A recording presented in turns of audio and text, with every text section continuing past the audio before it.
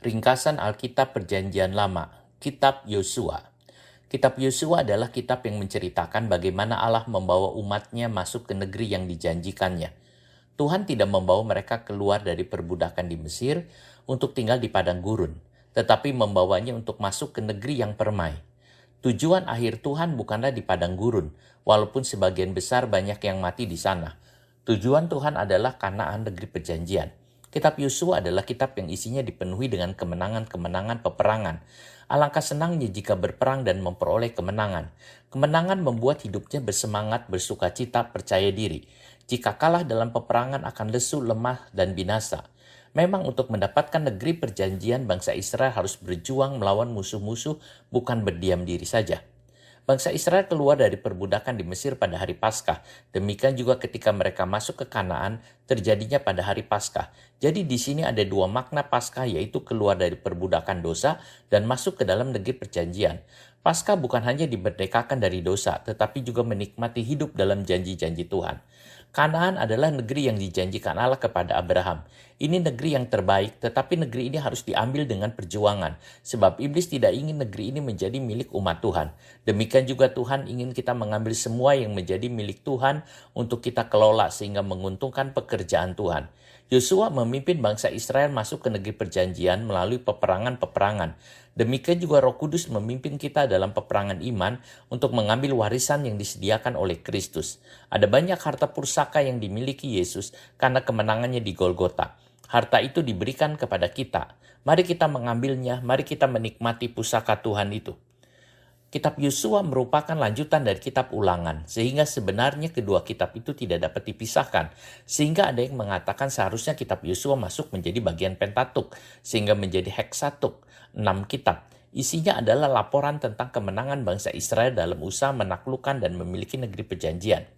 Judul kitab ini adalah Kitab Yosua sesuai dengan nama penulisnya Yosua, sedangkan Septuaginta menulisnya Yesus Naun dan Pesita menulisnya Kitab Yosua bin Nun murid Musa.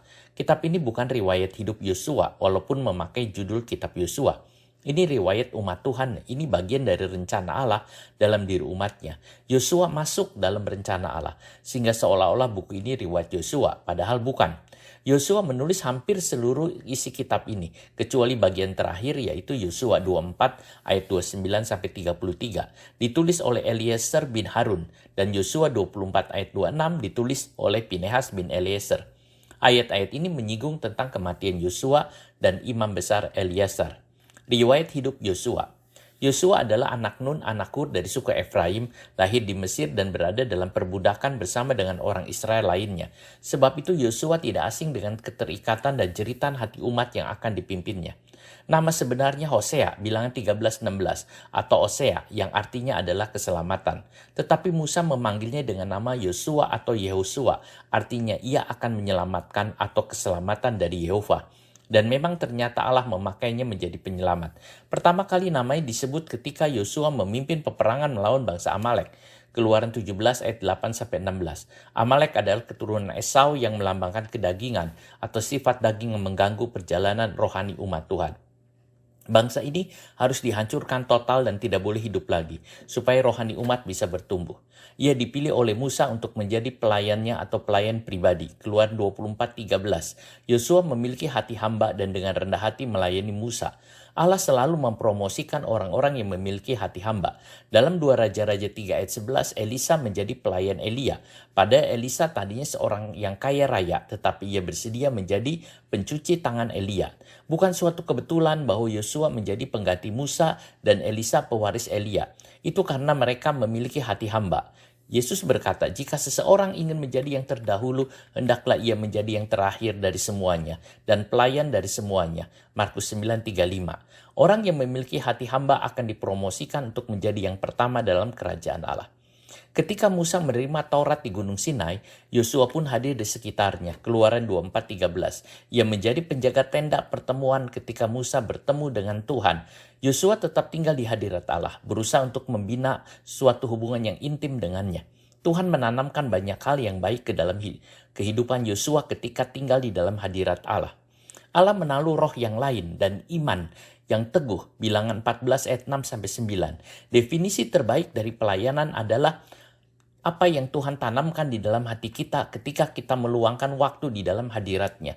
Pelayanan banyak dikembangkan di dalam hadirat Allah daripada di belakang mimbar atau di hadapan 10.000 orang. Catatan hasil belajar, homiletika, gambar-gambar, dan garis besar hanya berfungsi sebagai alat untuk membantu kita mengekspresikan apa yang telah Allah tanamkan di dalam kita. Semua khotbah yang benar-benar menyentuh hati kita. Seringkali Allah telah menaruh benih kebenaran tersebut di dalam hati kita selama saat-saat bersekutu dengannya. Yosua begitu membela Musa sehingga ia melarang orang lain bernubuat kecuali Musa. Tetapi Musa memiliki sikap hati yang berbeda. Ia ingin jika boleh seluruh umat Israel bergerak dalam karunia-karunia nubuat. Para pemimpin harus berusaha mengembangkan karunia-karunia dan talenta-talenta umat mereka ketimbang menekan mereka. Di hari terakhir Allah akan mencurahkan rohnya ke atas semua orang. Yoel 2, ia salah seorang dari 12 pengintai yang dikirim ke Kanaan yang percaya bahwa Tuhan akan memberikan tanah ini kepadanya. Hanya Yosua dan Kaleb yang membawa suatu laporan yang baik dari tanah perjanjian.